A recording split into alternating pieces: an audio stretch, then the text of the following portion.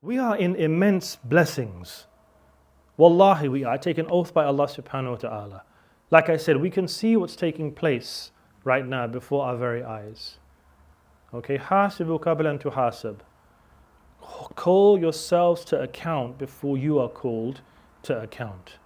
We are in immense blessings. Ask yourself the question, what are we doing? What are we doing with these blessings? There's a famous narrative of the great Imam, one of the great Imams, Ibrahim ibn Adham, rahmatullahi alayhi. And he said he was walking on a particular pathway and he sees a man. And the man's on the side of the road. He goes, I looked at him and his arms were severed and his legs were severed. So think about this, a man with no arms, no legs. وَكُفَّ بَصَرَهُ, and he's blind. وَبِهِ جُذَامٌ, and he had like a skin disease. And he says that people are walking past this man in Egypt and they were just placing some food in his mouth. So he goes, I walked past him and the man says what? Alhamdulillah, all praise is to Allah. Ala ni'mihi al-azima.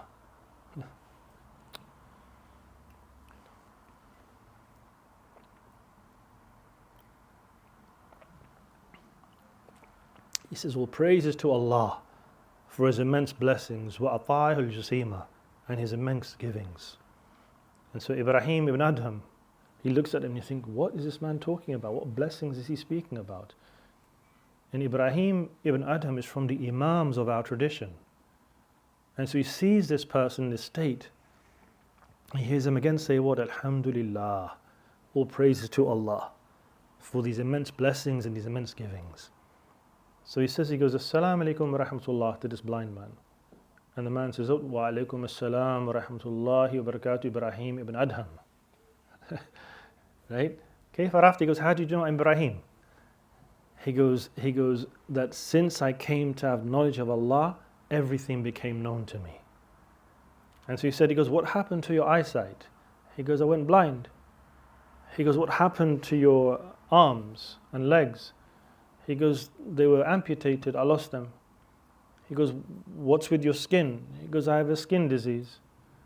He goes, where do you live? He goes, where you see me now, on the road. He says, how do you get your food?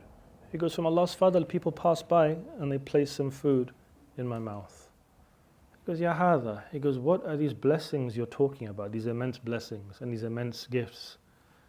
He goes, Ya Ibrahim.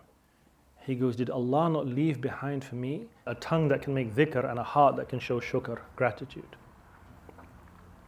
La ilaha illallah.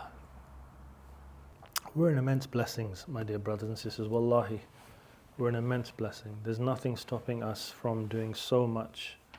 You know, we like to complain to Allah, right? There's nothing wrong complaining to Allah subhanahu wa ta'ala. We're in immense blessings.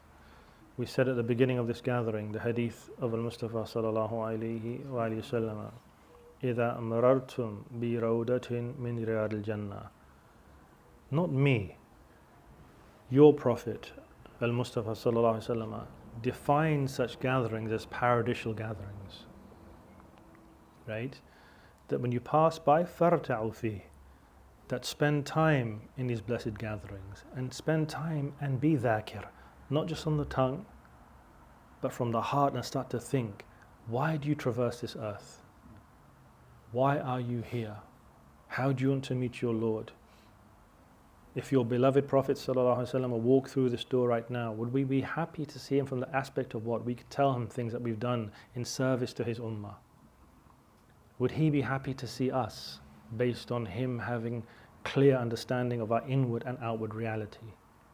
We should have a yearning to be like him, a yearning to want to be with him.